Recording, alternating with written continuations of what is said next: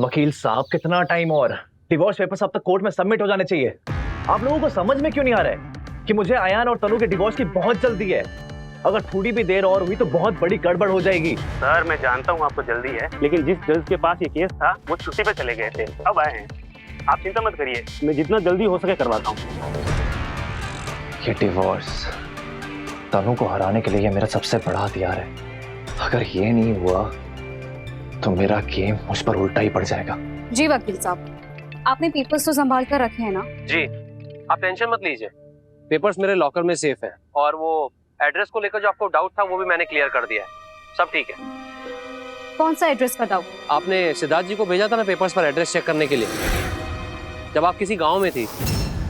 क्या सिड वहाँ आया था? जी, इनफैक्ट उन्होंने मुझे बताया कि आप एड्रेस को लेकर डाउटफुल हैं। उन्होंने मुझसे सारे पेपर्स चेक करवाए, लेकिन उसके बाद उनकी तबीयत खराब हो गई और वो बिना पेपर्स चेक करे निकल गए। सब ठीक तो है ना तनिषा जी? जी जी सब ठीक है, आप बस पेपर संभाल कर रखिए।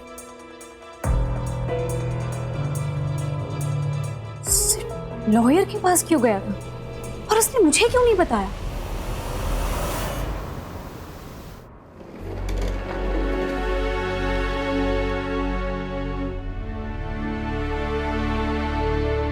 हे माता रानी, इतना सारा खाना थारे को ना लगता है ये हम सबके लिए भी बहुत ज्यादा है?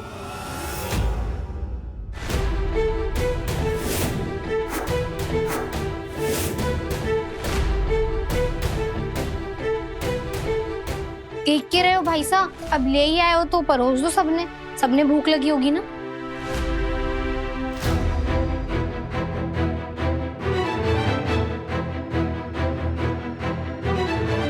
भाई साहब देख के रहे हो, कहा ना खाना परोस दो सबने, जाओ। जी।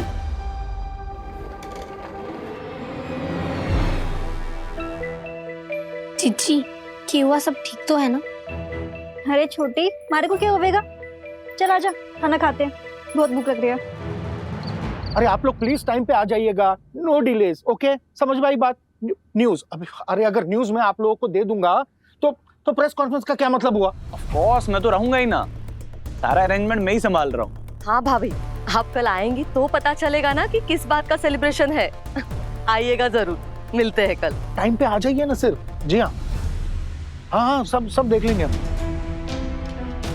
गोविंद, एक minute, okay bye bye bye. जी भाई साहब, सबको इनवाइट कर दी? जी सभी को इनविटेशंस पहुंच चुके हैं, लेकिन अब क्या बताऊं भाई साहब, अरे लोग पूछते हैं कॉन्फ्रेंस क्यों कर रहे हैं आप, मतलब क्या रीजन है?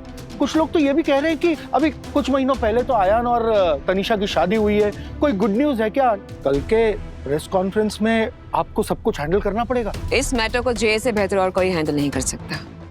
आफ्टर ऑल जे ने इतने बड़े बड़े क्राइसिस हैंडल किए हैं, तो ये तो जे के बाएं हाथ का खेल है, राइट जे?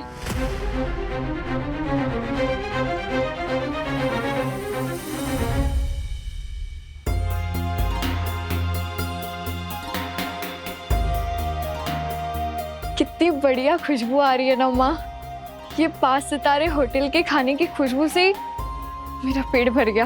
भाई साहब आपके तो भाग खुल गए इतने बढ़िया समधी पाकर। काकी साहब वो कहीं दिखाई ना दे रही, कहाँ रह गई? बाथरूम में घुसी हुई है, कितनी बार बोलती है लेकिन बाहर आने का नाम ही ना ले रही। बाथटब देखकर बोलती है कि ये बाथरूम में बिस्तर किसने लगा दिया। मर गई। काकी साहब को क्या हो गया? माँ क्या हो गया? अंगूरी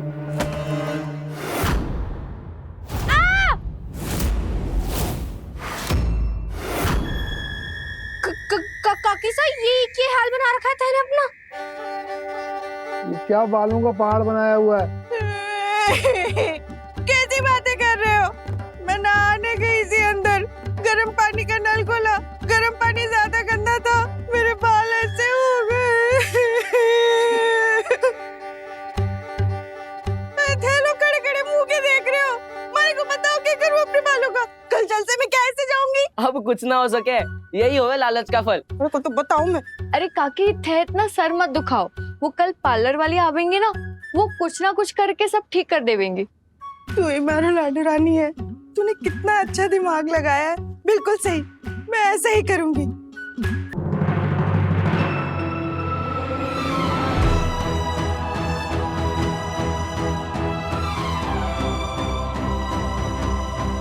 अयान आ गया तो बेटा।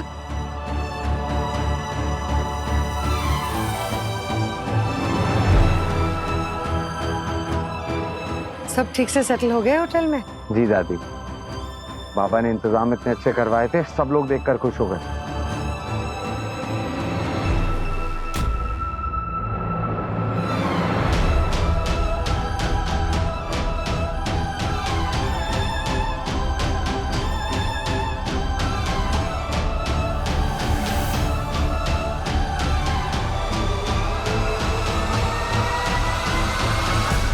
Thank you so much Baba, thank you so much. मैं आपको बता नहीं सकता हूँ बाबा, मैं कितना ग्रेटफुल हूँ कि आपने मेरे और फालतू के रिश्ते को एक्सेप्ट कर लिया। पता है, आपने मुझे मेरी लाइफ का सबसे बड़ा गिफ्ट दिया है।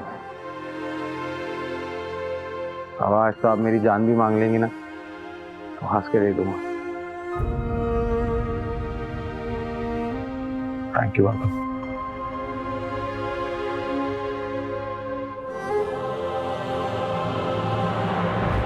क्या हुआ माँ, अब क्यों उदास हो?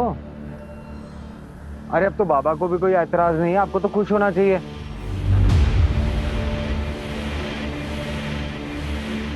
अब किसी को कोई एतराज नहीं है भाई, सब लोग बहुत खुश हैं। इतने खुश हैं कि कल के प्रेस कॉन्फ्रेंस के लिए आज से सारे कपड़े रेडी कर लिए हैं। In fact I am so happy कि आप दूसरे लोगों की तरह ऑर्थोडॉक्स नहीं है। अपने बेटे की खुशी को आपने सबसे ऊपर रखा है। कितना कुछ सीखने को मिलेगा लोगों को। हमारे बिजनेस सर्कल में भी ये इमेज जाएगी आपकी कि आप कितने फ्लेक्सिबल हैं। बदलते वक्त के साथ आप खुद को बदल रहे हैं, रिस्क ले रहे हैं। आई एम श्योर बड़े पापा कि आपका ये डिसीजन ना हमारी फैमिली के लिए, हमारी बिजनेस के लिए बहुत फायदेमंद साबित होगा। आजकल सेट बहुत स्मार्ट हो गया है, आप लोगों को नहीं लगता? बाबा मुझे तो लगता है कि बिजनेस की सारी रिस्पॉन्सिबिलिटीज हमें सेट को हैंडओवर कर देनी चाहिए, क्योंकि प्लानिंग, स्ट्रैटेजीज, इन सब में तो सेट बहुत अच्छा हो गया है। सेट मुझे तुमसे 2 मिनट बात करनी है, कल के अरेंजमेंट के बारे में कुछ डिस्कस करना है। प्लीज आओगे?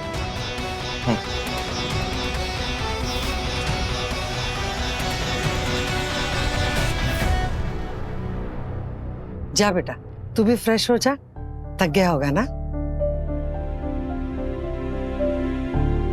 नजर न लगे मेरे बच्चे को। नजर तो इसे तभी लग गई थी आंटी जी जब इसने मेरी तनु को छोड़ने का फैसला लिया था। अब आप देखना कि कैसे मैं कल के दिन को आयान और फालतू की जिंदगी का सबसे काला दिन बनाती हूँ। तुम मेरे डिवोर्स लॉयर से मिलने के लिए गए थे, ये बात तुमने मुझे पहले क्यों नहीं बताई? ओह, तो तुम ये बात करना चाह रही थी बात। यार Tanu, actually I am really sorry, मैं तुम्हें पहले बता नहीं पाया।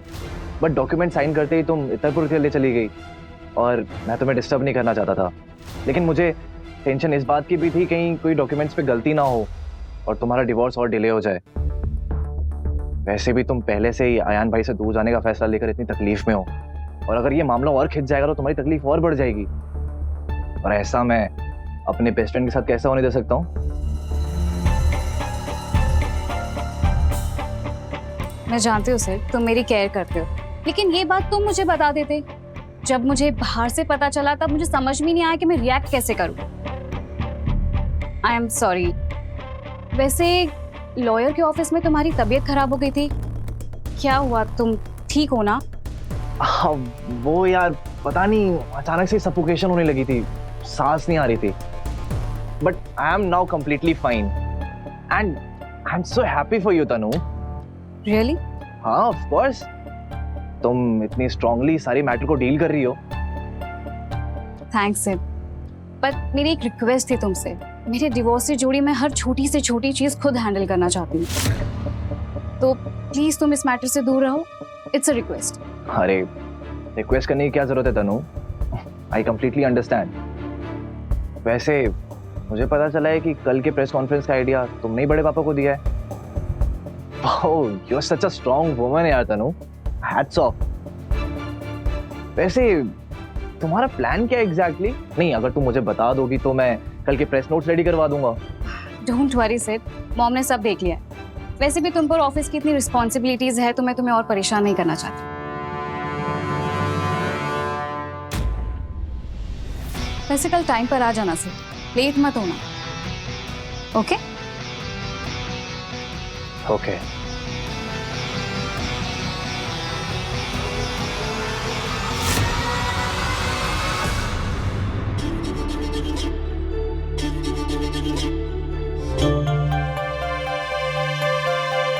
अरे बस करो माँ, अब खाने के साथ उंगलियां भी चबा जाओगी क्या?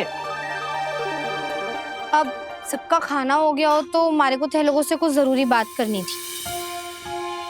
काकी साहब, मैं कुछ जरूरी बात कर रही हूँ। हाँ बेटा बोलना, मैं सुन रही हूँ। देखिए, मित्तल परिवार का ना यहाँ बहुत बड़ा नाम है। हम जैसे लोग उनकी बराबरी कभी ना कर सकते, इसलिए प्लीज थे सबसे हाथ जोड़कर विनती है, कल कोई ऐसा काम मत करना जिससे उन्हें पूरी दुनिया के सामने, मीडिया वालों के सामने शर्मिंदा होना पड़े, उनकी इज्जत पर कोई आंच आवे। भाट साहब के बाबा के लिए उनका नाम और मान बहुत जरूरी है, तो बस कोशिश कीजिएगा कि हमारी वजह से उनकी इज्जत बढ़े ही, कब ना होवे। बहना बिल्कुल सही कह रही है माँ, इसके लिए कल बहुत ही बड़ा दिन है, तो थे किसी ने ये सोचने का मौका मत देना कि वो हमारे साथ रिश्ता जुड़ के कोई गलती कर रहे हैं। थोड़ा अपने पे काबू रखना, ऐसे चाट चाट के खाना मत, और हो सके तो बहुत ही कम बोलना। हमारी मानो तो कल थे मौन व्रत ही ले लो। बापू साहब, मैं कुछ ज्यादा तो ना भूल गई ना? ना लाड, तूने जो भी कहा बिल्कुल सही कहा। हमारा थे लोगों का दिल दुखाने का मकसद ना था। मैं बस ये ना चाहती कि कोई हमें गवार या गांव का बोलकर बेइज्जत करे। पहले हम पर वहां 100 नजरें होवेंगी, हम उनकी बराबरी का दर्जा जो ना रखते, ऊपर से वो न्यूज मीडिया रिपोर्टर सब वहां होवेंगे। बस इस बात का ध्यान रखें कि किसी को कुछ बोलने का मौका ना दे। छोरी तू बिल्कुल चिंता मत कर, हमारे से ज्यादा ना कोई ना चाहे कि थारा ब्याह उस घर में हो, इसीलिए मैं ऐसा कुछ ना करूंगी कि वहां पे जाने के सारे रास्ते बंद हो जावे, उस घर का दरवाजा बंद हो जावे। अब रिश्तेदारी की है तो निभाना तो पड़ेगा ही ना। हाँ, अब मैं हाथ धो के आती हूँ। हम भी सोने के लिए जाते हैं, ठीक है? चलिए।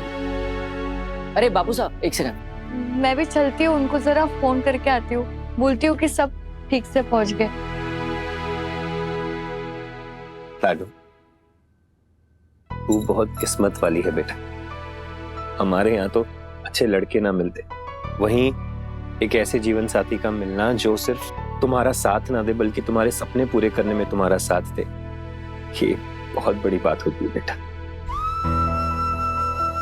और अयान जी बिल्कुल वैसे, देखना उन्होंने थारे सपने पूरे करने के लिए क्या ना किया। तुझे क्रिकेटर बनाने की हर कोशिश की, अपने परिवार से ताने सुने, हमसे ताने सुने, अरे और तो और तुझे बचाने के लिए आग में कूद गए। बस हमारी एक बात हमेशा याद रखना, उनके त्याग का, उनके प्यार का हमेशा सम्मान करना और वो बनकर दिखाना जो वो तुझे बनाना चाहते। बापू साहब, इस बारे में थारे को परेशान होने की कोई जरूरत ना है। मैं ना सिर्फ उनका बल्कि थारा भी नाम रोशन करूंगी, और थारा ही क्यों, पूरे इत्तरपुर का नाम रोशन करूंगी। मैंने पता है। और अब तो मैं मित्तल परिवार से भी जुड़ने वाली हूँ ना। मैं बस ये चाहूँ कि वो गर्व से अपनी छाती चौड़ी करके कह सकें कि फालतू सिंह उनके घर की बहू है। अब तो उनका नाम भी हमारे साथ जुड़ा हुआ है। अब तो ना हमारा सपना पूरा करना और जरूरी हो गया है। थे बिना क्रिकेट की बात करने लग गए। छोरी, हमारी बात सुन, अब क्रिकेट के अलावा भी थारी जिंदगी है। इतने बड़े परिवार में थारा ब्याह होने वाला है। अगर थारे परिवार में किसी को क्रिकेट से समस्या हो तो झगड़ा करने मत लग जाना। छोरियों को परिवार के लिए बहुत त्याग बलिदान करना पड़ता है, और तू तो बहुत भाग्यशाली है छोरी। इतना बड़ा परिवार मिल रहा है तुझे, और अयान जी के साथ साथ तुझे उनके पूरे परिवार का ध्यान रखना है। हमारी बात समझ रही है ना लाडो?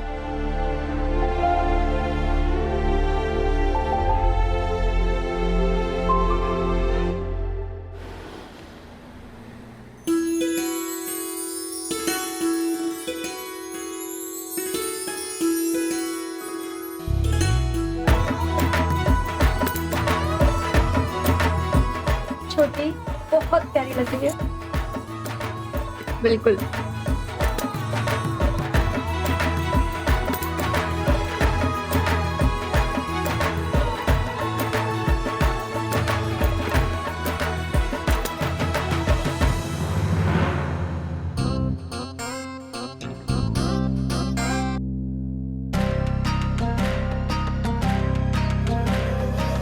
अरे प्यारे बाबू सा हमारे से क्या छुपा रहे, दिखाओ। कुछ ना लाडो, बस मैं तो तने देखने आया था। घनी पूतली लाग रही है हमारी लाडो, किसी की नजर ना लगे। बापू सा वो सब तो ठीक से, पर अब सच सच बताओ क्या छुपा रहे हो, दिखाओ। अरे लाडो दिखाओ।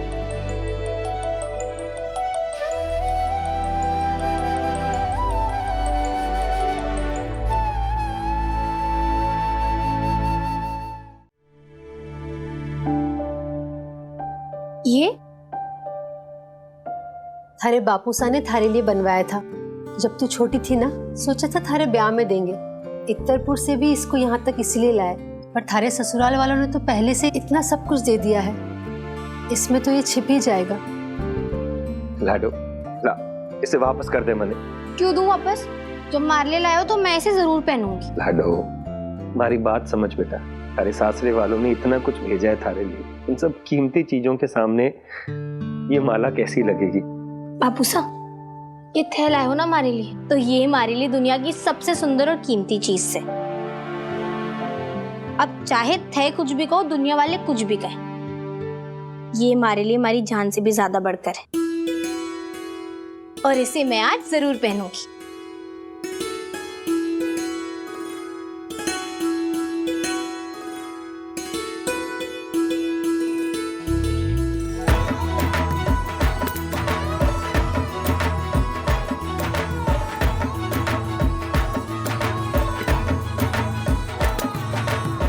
कितना प्यारा लग रहा है ना बापू सा, देखा मैं तेने कह रही थी ना, लग रही हूँ ना अच्छी।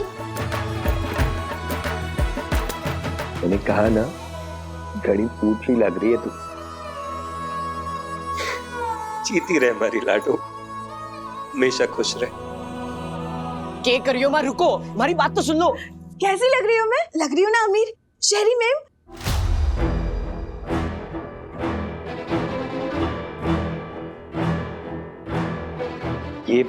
ये कराई बहू। मैं तो बोल बोल के थक गया, अब थैलोगी से समझाओ। ऐसे जाएगी तो लोग हम पे हंसेंगे। तू चुप कर, बड़े लोग हैं, उनके पहनावे तुझे क्या पता? तेरे बापू को पता है, उन्होंने कहा कि मैं ना स्वर्ग से उतरी अप्सरा लग रही हूँ। लो भाई, हम भी तैयार हो गए। माँ, बापू साहब, हमने छोटे के ससुराल से कपड़े पहन तो लिए हैं, लेकिन पता नहीं क्यों सब कुछ बहुत अजीब सा लग रहा है। अरे जीजी, महंगी चीजें पहले पहनने को तो अजीब ही लगेगी ना, हमें आदत थोड़ी ना है ये सब सजने धजने की, और वो बड़े घर से, तो वो तो अपने मनपसंद की चीजें ही देंगे ना। अरे वही तो मैं कह रही हूँ, और मैं कहती हूँ कि ये फालतू की बातों में ना टाइम बर्बाद नहीं करते, जल्दी से वहाँ जाते और वहाँ पे ना खाने पीने का इंतजाम देखते। पता ना आज क्या होने वाला है। एक तरफ अमूरी काकी ने सर्कस का जोकर बनने की ठान रखी है, और वहीं दूसरी ओर तनीषा जी के इरादों की टेंशन। हे माता रानी, बस ये उनकी कोई नई चाल ना हो। लाडो तू इतनी फिक्र मत कर छोरी, जो होगा बिल्कुल अच्छा होगा। बापू साहब थोड़ी तो घबराहट होगी ना, इतने बड़े परिवार से रिश्ता जो जुड़ने जा रहा है हमारा, मन में ना एक अजीब सी हलचल मची हुई है। बट ते अपना आशीर्वाद हमारे पर बनाए रखना, हमारी वजह से मार्ट साहब उनके परिवार की इज्जत पर आंच ना आनी चाहिए। बस माता रानी हमारे को हिम्मत देवे कि अगर उनके लिए हमारे को किसी मुसीबत से लड़ना भी पड़े ना, तो मैं पीछे ना हटूं। मार्ट साहब के परिवार और खासकर मार्ट साहब के बहुत एहसान है हमारे पर, उनके लिए अगर जान भी देना पड़े ना, मैं खुशी खुशी दे दूंगी बापू साहब।